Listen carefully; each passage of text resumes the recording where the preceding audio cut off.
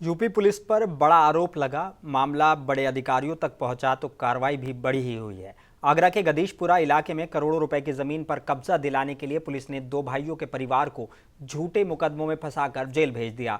पहले गांजे के मुकदमे में सगे भाइयों को जेल भेजा, फिर अवैध शराब बनाने का मामला बनाकर भाभी और नंद को भी जेल भेज दिया। परिवार को जेल भेजे जाने के बाद पुलिस की शह पर बेनारा फैक्ट्री के पास स्थित 4 बीघा जमीन पर कब्जा कर लिया गया। बाउंड्री वॉल पर गेट लगाकर सीसीटीवी कैमरे भी लगा दिए गए। इतना ही नहीं, बचे हुए परिवार के सदस्यों को पुलिस ने डराकर मुंह बंद करा दिया। मामला डीजीपी तक पहुंचने के बाद खलबली मच गई।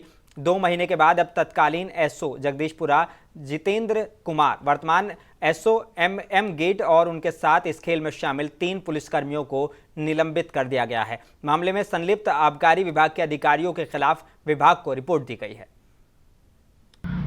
धारा 8/20 एनडीपीएस एक्ट, जिस संबंध में ये शिकायत मिली इस कार्यालय में कि इस मुकदमे को अवैध रूप से पंजीकृत कराकर जिन अभियुक्तों को न्यायिक अभिरक्षा में भेजा गया था, वो थाना जगदीशपुरा अंतर्गत जिस भूखंड पर काबिज थे, उन्हें वहां से उनका कब्जा बदल कराया गया है और इसमें थाना पुलिस की भूमिका जांच में संदिग्ध पाई गई है और उनकी सक्रिय संलिप्तता से भी इनकार नहीं किया जा सकता है। इस क्रम में यह रिपोर्ट आयुक्त महोदय को भेजी गई।